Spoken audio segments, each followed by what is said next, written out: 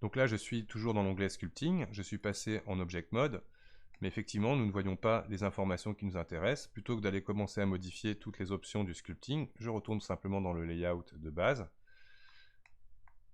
Je vais me mettre avec un Shift, clic droit, la fonction qui permet de déplacer votre curseur, le curseur à cet endroit.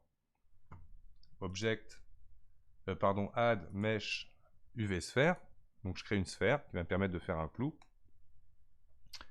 Alors déjà, première chose, je vais lui faire un RX90 pour que le sommet de ma sphère soit orienté vers moi, et non verticalement. Ensuite, avec échelle, on va réduire la taille. J'hésite pas à appuyer sur le point pavé numérique, donc je les zoome un petit peu. S encore, pour venir faire un peu la tête de mon clou. Et on va pouvoir l'écraser légèrement sur X. Y, S, Y. Voilà, pour donner l'apparence d'une tête de clou à ma sphère. N'hésitez pas à faire un G, Y pour la sortir légèrement, qu'on ait un côté un peu bombé qui revienne vers la géométrie. Et pour la déplacer, je vais utiliser la fonction Alt Z, donc qui bascule en transparence de ce bouton, pour voir à peu près où est mon bouton derrière. Et donc je vais lui faire un G sans le Y, pour qu'elle se déplace, ma Y, uniquement comme ça. On va la dupliquer avec le raccourci qu'on a appris, Duplicate Object, donc majuscule D, sur X. Et voilà. Donc là, je me retrouve avec deux sphères. Est-ce que c'est utile de le faire comme ça? On va le faire différemment. Je vais supprimer cette dernière sphère. On va enlever l'affichage de la transparence. Et tout bêtement, utiliser des arrays. Donc tout simplement, add modifier array. Donc là, je vois qu'il part vers la gauche, donc je sais que je dois glisser comme ça pour aller chercher ce que je veux obtenir. Donc là, est-ce que je suis bien pour la hauteur? Je suis pas mal. On peut le baisser un peu en Z, GZ. Voilà, comme ça. Tout bêtement, je prends mon objet, je lui rajoute un modifier array. Là, on va glisser. Attention, là, je suis en train de modifier le premier. Petite astuce, réduisez le modificateur que vous venez de régler. Là, il m'en faudra 5. Et on va glisser vers la gauche pour obtenir quelque chose comme ça. Alors, je fais majuscule, cliquer, glisser à la fin pour être plus précis dans mon réglage. Il est réglé.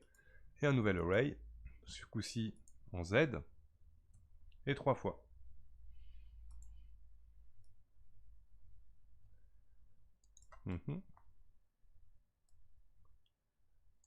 Alors, on constate un truc, c'est quand je modifie en Z, simplement le pivot de ma géométrie est orienté pas comme je souhaiterais. Donc ce que je vais lui faire, Object, Apply, Rotation and Scale, et logiquement, voilà, là je suis bien sur Z. Comme ça, la rotation a bien été indiquée. Et je viens chercher, donc Object, Apply, vous permettra, si vous avez fait des transformations à votre géométrie, là j'ai appliqué uniquement le Rotation et le Scale, pas le positionnement. Hop, donc là on va venir s'orienter mieux. Je retourne dans mon modificateur, majuscule, cliquer, glisser. C'est pas le nombre que je voulais, parce que là du coup, oui, heureusement que ça a annulé. Donc là je me mets bien. Majuscule, cliquer, glisser pour venir régler, hop, mon array en largeur. Pour quand je déplace ma porte, à un moment donné, mes clous suivent, tout bêtement, je sélectionne d'abord mes sphères, majuscule, je sélectionne la porte, on constatera donc le dernier objet sélectionné sera celui qui donne donc le point d'origine, mais aussi qui récupérera l'opération. Là, le principe, c'est de mettre les clous comme enfant de ma porte.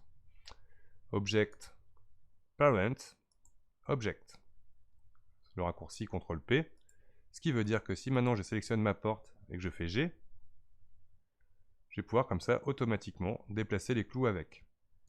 On va s'en profiter pour les renommer. Donc ça, c'est ma porte. Et on va constater du coup que dans O majuscule, en développant le menu de ma porte, je vais trouver comme enfant le clou. On va mettre les clous en dessous. Donc là, j'ai terminé l'explication de la création de ma porte. Et nous allons maintenant importer les murs pour pouvoir faire un assemblage complet de l'ensemble. File, Save. Et on va sauvegarder le projet.